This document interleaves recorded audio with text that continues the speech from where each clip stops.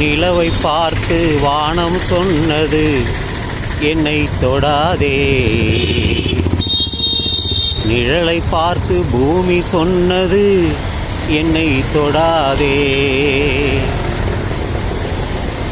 நதியை பார்த்து நாணல் சொன்னது என்னை தொடாதே, நதியை பார்த்து நாணல் சொன்னது என்னை தொடாதே, நிலவை பார்த்து வானம் சொன்னது என்னை தொடாதே. இது ஒரு பாடல். நீலகண்டர் தன் மனைவியை தொடக்கூடாது என்று சொன்னவர். ஏனென்றால் இவர் சிவபக்தர். மனைவியை சிவனுக்கு கொடுத்து விட்டார். அதனால்தான் என்னை தொடாதே என்று சொல்லிவிட்டார். நான் சிவனுக்கு உரியவனாக மாறிவிட்டேன், அதனால் நீ என்னை தொடாதே என்று நீலகண்டரிடம் நீலகண்டருடைய மனைவி சொன்னார். இது எதற்கு இந்த பாடலை எடுத்துக்கொண்டு நான் பேசுகிறேன் என்றால், இதெல்லாம் அந்த பாடல்தான்.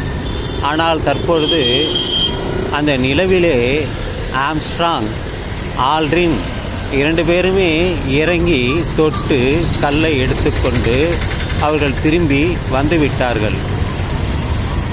அப்பல்லோ என்ற விண்கலத்தின் மூலம் அவர்கள் நிலவுக்கு சென்று அங்கே இறங்கி அந்த நிலவை தொட்டு அதில் இருக்கக்கூடிய கல்லை எடுத்து திரும்பி அந்த விண்கலத்தில் ஏறி பூமிக்கு வந்து சேர்ந்தார். அந்த விஷயம் எப்படி மாறிவிட்டது பாருங்கள். நிலவை தொடாதே என்று நீலகண்டருக்கு சொன்னது போல இல்லாமல் தற்பொழுது நிலவையே விஞ்ஞானிகள் காலில் இறங்கி அதை தொட்டு அதை கல்லையும் எடுத்து வந்து விட்டார் என்றால் இந்த பாடல் எவ்வளவுக்கு பொய்யாக மாறிவிட்டது. நிலவை, சந்திரனை இவர்கள் அந்த தோஷம் இந்த தோஷம் என்றெல்லாம் இவர்கள் சொல்கிறார்கள். அந்த சூரியனிடம் நெருங்கி விண்கலம் போய்கொண்டிருக்கிறது, சனி கிரகத்தை நோக்கி விண்கலம் போய்கொண்டிருக்கிறது. இந்த நிலையில் மனிதன் இன்னும் அஞ்ஞானியாகத்தான் இருக்கிறான். எல்லாவற்றையுமே நம்புகிறான், நிஜத்தை விட்டுவிட்டான்.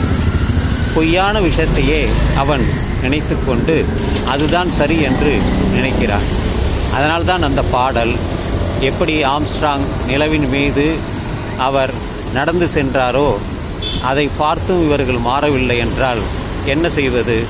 எதுவும் செய்வதற்கு இல்லை. எனவே இந்த பாடலை நினைத்து கொண்டே வந்தேன்.